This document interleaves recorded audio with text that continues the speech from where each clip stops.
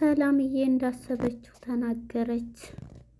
አቶ ደረጀም ይሄ ሊሆን አይችልም፣ በፍጹም ከኔ አላረግሽም፣ በፍጹም የዳጣ ጭንቀት ሳይለቅ እንዴት ነው ጭንቀት የምትጨምሪብኝ?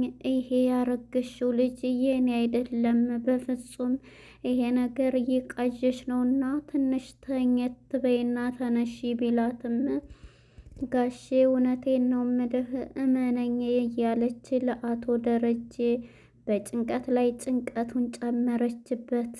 እሱም በመጮህና በመናደድ ይሄንን ላደርገን አልችልም፣ የማቀውም የተሳሳትኩትም አንድ ቀን ብቻ ነው፣ እሱንም የዳጣን ነው የተሳሳትኩት በስካር እንጂ በሌላው የለሁበትም ሲል ተናገረ።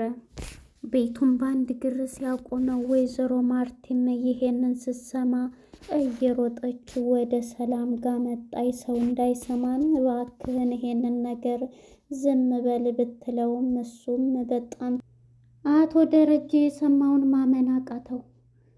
ሁሉንም ነገር ተናገረች ሰላምዬ።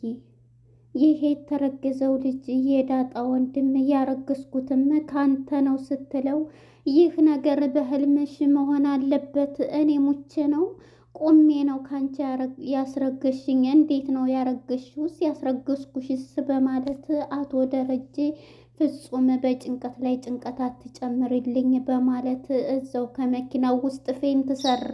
በጣም ያሳዝናል።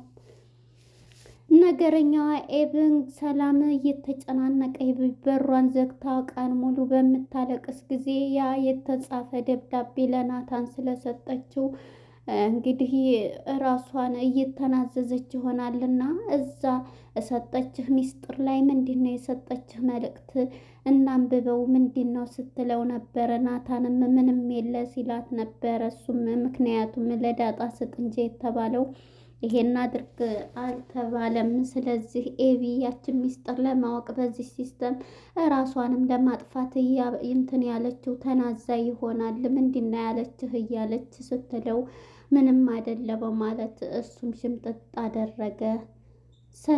ወይዘሮ ማርታ አቶ ደረጀን በሚጮህ ጊዜ ምን ሆነህ ነው በምትለው ጊዜ ዝም ብሏት የልጁን አባት ተናገሪ ብሎ ነው የሚጮኸው በማለት ማርቲ ምን ሆነህ ነው? እርጉዝ ሴት እኮ ሲጮህባት ጭንቀት ነው በማለት ጎትታ አቶ ደረጀን ከቤት አስወጣቸው።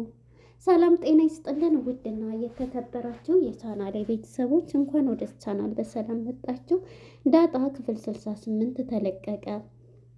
ወደ ክፍል 67 ስንመለስ እንግዲህ ለማስታወስ ያክል ሰላምዬ ያበጠ ይፈንዳ፣ ካሁን በኋላ ብኖርም ብሞትም ልጁን አምጪ ማነው አባቱ እየተባልኩኝ በጥያቄ እንትን እያልኩ ነው። ይሄ ጥያቄ ለማንም አልናገር ብላ ነበርና አሁን ላይ በእኔና በፈጣሪ ውስጥ ይቀመጥ፣ ይሄንን ለማንም አልናገር እያለች ራሷን ስታሳምን ነበር። እንግዲህ ወደ ኋላው ፓርት ስናይ ያኛው ሊያስፈጥራቸው ከድር የወሰደው ሁሉ በአሽሙር እየነገረው ነበር ለአቶ ደረጀ። በእናንተም ሁለት ሚስቶች ማግባት ይቻላል ወይ? ያቺ የእናንተ ሰራተኛ እንደዚህ እያሉ እኮ አገር ሁሉ ባል የሌላት ከየት ነው ያረገዘችው እያሉ ሲያወሩ ነበረ እያለ ለአቶ ደረጀም ሲያፈጥሩ ነግሮት ነበር። ያ ነገር ደግሞ አቶ ደረጀም በጣም ከንክኖታል። እናም በዚህ የተነሳ ሰላምዬ ትጠራውና ለምን ነበረ እየፈለግሽ በሚላት ጊዜ ቁጭ ሲል አይ የልጁን አባት አስተዋውቂ ንገሪን እያላችሁኝ አይደለ ለመናገር ነው ስትለው ነበር። ታዲያ ለእኔ ብቻ ለምንድን ትነግርኛለች? ስለዚህ ለማርታም ትንጣና ሁላችንንም ንገሪና ታዲያ ምን ችግር አለው እንወቀው ብሎ ፈገግ ሲል ነበር። ራስህን አዘጋጅ፣ የምነግርህ ነገር አንተን ብቻ ነው የሚመለከተው ስትለው ምን አገባኝ ስላንቺ እርግዝና እኔን ብቻ የሚመለከተኝ ምንድን ነው? እኔ አባት ነኝ ወይስ እኔ ነኝ አስረጋዡ? በማለት ቢነግራትም እሷም እየጮክ ነው በጣም ጋላት። አቶ ደረጀ በጣም እየተቆጣ ነበር። ማርቲም ደግሞ ከሳሎን ቁጭ ብላ የምሰማው ድምፅ ኧረ ሰው እንዳይሰማ በምትለው ጊዜ እንደውም ማርቲም ትምጣና እሷም ትምጣና ትናገሪያለሽ፣ ማን ነው ያስረገዘሽ ቢላትም ተረጋጋ፣ እንደውም ትቼዋለሁኝ፣ ተረጋጋ፣ ሌላ ጊዜ እነግርሃለሁኝ በቃ ስትለው ነበር እና እየጮኸ ነበረ። አቶ ደረጀ ሲቆጣ መጨረሻውን ጉድን ሳይ ማለት ነው። እናም እንግዲህ ይሄንን እያለ ይሄን ስትሰማ እንግዲህ ወይዘሮ ማርታም እየሮጠች መታ ምንድን ነው ጩኸቱ ብላ እንዴ ምን ሆነ ነው ደሬ ብትለው ምንም ዝም ምን ያለው አይ እሱ እኮ ያስረገዘሽን የልጁን አባት ተናገሪ ብሎ ነው ትዬ ስትላት እንዴ እርጉዝ ሴት እኮ እንደዚህ ሲጮህባት አንተን ሲሏት አትወድም ትጨናነቃለች ምን ነው በማለት ደሬን እንግዲህ ከቤት አስወጥታ ወደ ቤት ወስደዋለች። እሷም ሰላምዬ አይዞሽ ደግሞ ስትላት ቀኑ ሲደርስ እዛው እነግራችኋለሁ ብያለሁኝ በቃ በማለት እሷም ኧረ ችግር የለውም ያኔ ትናገሪያለሽ በማለት እሷም አረጋግታት ትሄዳለች ማለት ነው። ደሬ ግን እሳት ለብሶ እሳት ጎርሶ ክላሱም ሂዶ እንትን ቢልም እንግዲህ ወይዘሮ ማርታም ስታየው ፊቱ ሁሉ ተቀይሯል። እሷ እንግዲህ በባለፈው ፓርት ላይ ካስታወሳችሁ ዳጣን ደውይለት ለአባትሽና አገናኘኝ ምንድን ነው ልጄ ብሎ የማይጠይቀው አምጪ ቁጥሩን ስትላትም ወደ ደረጀ ጋር በመደወል የዚህ ጊዜ ደሬም እንግዲህ አባትሽን አንጭ አለች ብላ ነግራው ነበረ። እንግዲህ እንዳጣ ማለት ነው። ደሬ እንግዲህ በጭንቀት ውስጥ አሁን ሰሞኑን በጭንቀት ይገኛል። አሁን ደግሞ ይሄን የሰላምዬን እርግዝና እንትን ሲል ደግሞ በጣም ጭንቀቱ ጨመረ። በጣም ይገርማል። በዚህም የተነሳ እንግዲህ ማርቲም ትገባና ደሬ ምን ሆነህ ነው ዛሬ ምንድን ነው እንዲህ ምን ሆነህ ነው እያለችው ነበረ። ስሜታዊ ሆንክ እያለችው ነበረ።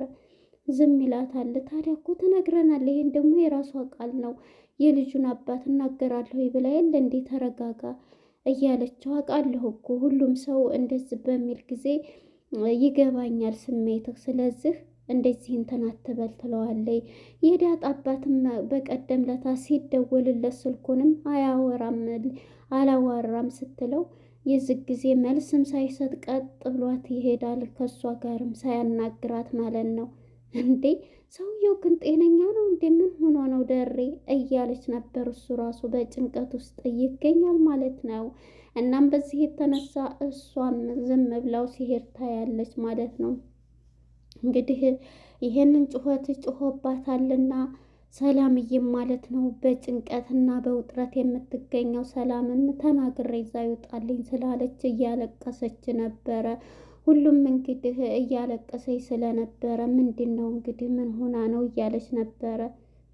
እናም ይሄንን እያለቻት ሳለ እያሉ ሁላቸውም ታለቅሳለች።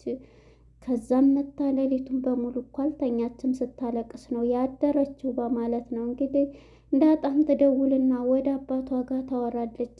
ምንድን ነው እሷ ስትለዋል ምንም ያወራችሽ የለም የልጁን አባት ኧረ እሷ ምንም እንደ በፊቱም አይደለችም ያው እንደዚህ ቢጠጣኝ ምን ታወራሻለች ቢላትም አይ በፊት ጊዜ ስለ እናቴ ነበር እንዴት ነው ያደግሽው እንዴት ነው እያለች በጣም ትጠይቀኝ ነበር። አሁን ግን ምንም እንደዚህ ቢጠጪ እንደዚህ ከማለት ውጭ እንደ በፊቱ አትጠይቀኝም በማለት ለአቶ ደረጀ ትነግረዋለች። እንደውም ከእሱ አጠገብ መራቅ አለብሽ ይላታል በቁጣ። እንዴ ለምንድን ነው ደረጀ ስትለው በቃ ነገርኩሽ አይደለም ይላታል። በቃ እሺ በማለት ዳጣም የአባቷን ትዕዛዝ ትቀበላለች። እናም በዚህ የተነሳ ዳጣም ቁጭ ብላ ከምጥን ጋር አብራ ባንድ ሆነው ነበር እና ምጥንም ስለ እናቷ እየነገረቻት እናትሽን እንዴት ተወጃታለሽ እናቴንማ በጣም ነው እያለች ስለ እናቷ እያወራቻት ነበረ። እናትሽ ግን ስመታሽም ደስ ይልሻል መታ ደግሞ ታባብለኛለች አይዞሽ ትለኛለች እያለች ለዳጣ ይሁት ታሪኳን ስለ እናት ያላትን ፍቅር ስነግራት ታለቅሳለች። አንቺ ግን ለምንድን ነው እናት ስለ እናት ሁልጊዜ የምትጠይቅኝ እናት ስለ እንዴት የሚከፋሽ ትላት ነበር። አይ ምንም አይደለም ማለት አሁን አንቺ እናትሽ ባትኖር በህይወት ብትሞት ስትላት እንግዲህ ምጥንም ታለቅሳለች ስለ እናቷ ስታነሳባት ማለት ነው። እሷም እንግዲህ ይሄንን ስትላት በቃ እሺ ይቅርታ ብላ ወደ ሌላ ሀሳቧን ትቀይርና ወደ ሂጅ ቤት ብላታለች ማለት ነው። እንግዲህ በጭንቀት የምትገኘው ሰላምዬ ዛሬ መናገር አለብኝ ብላ ለደረጀ በቃ እኔ ደውልልሃል ወይ ደውይ አንተን ነው የምትፈልገው ትለዋለች። ዳጣ ማለት ነው። ምንድን ነው የምትፈልገው? በቃ ምን እሰራላታለሁ እንጂ አንተን ነው የምትፈልገው። ምንም ለእኔ ያወራችኝም ስለ አባቷ ስላረገዘችው ልጅ አላቅም ትለዋለች። እናም በቃ ከሷ አንቺ ርቂ ወይንም ትመጣለች ወይም ትደውልልኝ ብሎ ለዳጣ መልእክት ይነግራታል ማለት ነው። እንግዲህ ወደ ሶስቱ ጋር ስንሄድ ሶስቱም ተቀምጠው ናታን ማነችው ውሃና ወይዘሮ ማርታ ናቸው በአንድ ሆነው ሳለ እንግዲህ ስለዛ ወረቀት ምንድን ነው ታዲያ የሚያስለቅሳት ሲሉ ስታለቅስ አደረ። እንግዲህ አንዳንድ ሰዎች እኮ እርግዝናውም ሊሆን ጸባያቸው እንትን ያለው ለዛ ሊሆን ይችላል ትላለች። ታዲያ እኮ ደህና ነበረኝ ምንድን ነው ታዲያ ምንድን ነው የሚያነፋርቃት ትላለች። ኤቢ መቼም ምንም እንትን የምትል የለም ያ ሚስጥርም ስለተደበቀባት እኔ ግን ይመስለኛል በባለፈ ጊዜ ለናታን የሰጠችው ሚስጥር ላይ ኑዛዜ ወይም አንዳንድ ሰዎች በጭንቀታቸው አባቱን አምጭ ስንላትም ሁለተኛ ደግሞ ስላረገዘችው ልጅ እየተጨነቀ ወይ ለዛ ሊሆን ይችላል እራሷንስ ብታጠፋ የሚል ሀሳብ ትሰጣለች ማለት ነው። ኤቢ ይሄን በምትል ጊዜ ኧረ ዝም በይ የምትላታለች። ናታን ስትለው አይ አይደለም ሆስፒታል ብንወስዳት ይሻላል ሆስፒታል ከሄደች ይሻላታል ይላል ናታንም ማለት ነው። ምንም አልሰጠችኝ ይላታል። እኔ እኮ ባይኔ ነው ይዘህ ያየሁ ልዋሸኝ ነው እንዴት ትለዋለች።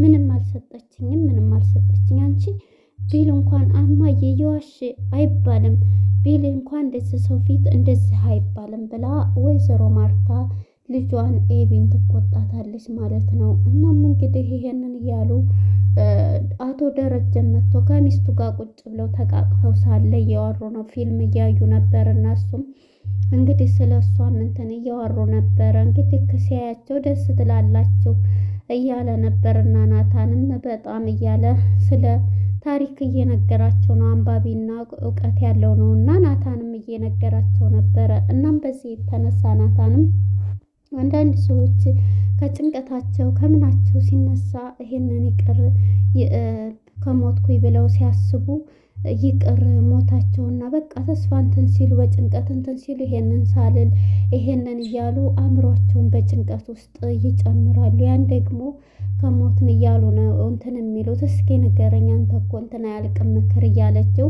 ወይዘሮ ማርቲም ሁሉንም ስትጠይቀው አቶ ደረጀ ግን እንኳን ሊሰማ በሀሳብ ጭልጥ ብሏል ማለት ነው። እንዴ ደሬ ስትለውም ደሬ ድንግጥ ብሎ ምንድን ነው እያለ ከዛ ወይት ደህ ነው እያወራን እኮ ነው በማለት እንግዲህ ሁሉንም ሀሳብ ይነግራል። ሀሳቦችም ማለት ነው ትክክል ነህ በማለት ሀሳቡን እየነገራቸው ነበረ። መጨረሻ ላይ እንግዲህ ደሬም መኪና ውስጥ ተነስቶ ይሄዳል ማለት ነው ወደ ኤቢ ፍቅረኛ ስንሄድ አርዱ ማለት ነው እየደወለላት በል እንግዲህ ያን ነገር የታረከው መስተፋቅሩን አምጣልኝ የሚያስወድድ እኔን የሚያስወድድ እንደ ኤቢ ይህንን በፍጹም ላደርግ አልችልም ትለዋለች። እንደውም ካሁን በኋላ ስልኬም ላይ ከፈለክ እንግዳማ አሳስርሃለሁኝ ወይም እንደዚህ ትሆናለች ስትለው በፍጹም እንደው ምንም እንትን አልል በሞት ይሻለኛል እኔ እየወደድኩሽ እኔ ለእኔ ነው የምታስደርገው እኔ እኮ እወድሻለሁ ይላታል። እናም በዚህ የተነሳ ካርዱ ጋርም ትጣላለች በስልክ ማለት ነው። እንግዲህ ወደ አቶ ደረጀ ጋር ስንሄድ አቶ ደረጀ ሰላምዬን ቀጥሯታል ማለት ነው። እንግዲህ እሱም መጀመሪያ ከእሷ ጋር እያወራ ነበር ከልጁ ከዳጣ ጋር ትምጣ ብሏታል። እሷም እንግዲህ ሰላምዬ ወደ አቶ ደረጀ ጋር ሂጅ ይህን ነገር መናገር አለብኝ ከሞትኩም ልሙት እንጂ እንግዲህ የልጁን አባት አምጪ ስባል ምን አባት ልሆን ነው እያለኝ ነበረምና መናገር አለብኝ ብላ ወስናለኝ። እናም አቶ ደረጀ ከመኪና ውስጥ መጥቶ ወደ ተሻለሽ እያለ ወደ ሆስፒታል የሚወስዳት መስሎ ስላመማት እያልሄድ ብሎ ነበረ። እናም እንግዲህ ከመኪና ውስጥ ሆኖ ብዙ ነገር እያሰበ ነበርና እሱ በጭንቀት ላይ ጭንቀት ራስህን አዘጋጅ ጋሼ ስትለው ነበርና ምንድን ነው ተናገሪ ሲላትም እንግዲህ በሆዴ የተሸከምኩት ልጅ ያንተ ነው ስትለው በፍጹም ብሎ እዛው ፍጥጥ ብሎ ነበር አቶ ደረጀ የቀረው ማለት ነው። በጣም ከባድ ነው። እንዴት ሆኖ ብሎ እንግዲህ እዛው መኪናው ላይ ተፋጠው ነበር። እዛው ፌንት ሰርቶ እንግዲህ ሆስፒታል ይገባል ማለት ነው። በጣም ከባድ ነው። ምን ነግረሽው ነው ትባላለች ማለት ነው። እንግዲህ አቶ ደረጀም ይሄ ነገር ሊሆን አይችልም፣ ራሴን አውቃለሁ፣ የዳጣ ባንዴ እንጂ የምሳሳተው ሁለተኛ ልሳሳትም ይላል። በእርግጥ በስካር መንፈስ ስለሆነ በፍጹም አያውቅም። እንግዲህ ሰክሮ ነው የዳጣ ወንድም ነው ይሄ በሆደ ያዝኩት እያረገዝኩትም ከአንተ ነው ስትለው ነበር። እዚህ ላይ እንዴት ብሎ ፈጦ የቀረው ማለት ነው። በጣም ከባድ ነው አሁን ላይ ለአቶ ደረጀ። ቁጥሩ ነው ግን ደግሞ በጣም ስተረት ሆኖበታል ማለት ነው። ያው እንግዲህ አያምንም። ያው ግን ዲኤንኤ ስለሚደረግ ሲወለድ እንትን ይላል ማለት ነው። በጣም ከባድ ነው። እንግዲህ እዚህ ላይ ነበረ ፊልሙ ሊፈጸም የቻለው። ዛሬ እውነቱ ወጥቷል ማለት ነው። እንግዲህ ምን ይሆናል የሚለውን ቀጣይ ክፍል የምናይ ይሆናል። ለነበረንም ቆይታ እናመሰግናለን። መልካም ጊዜ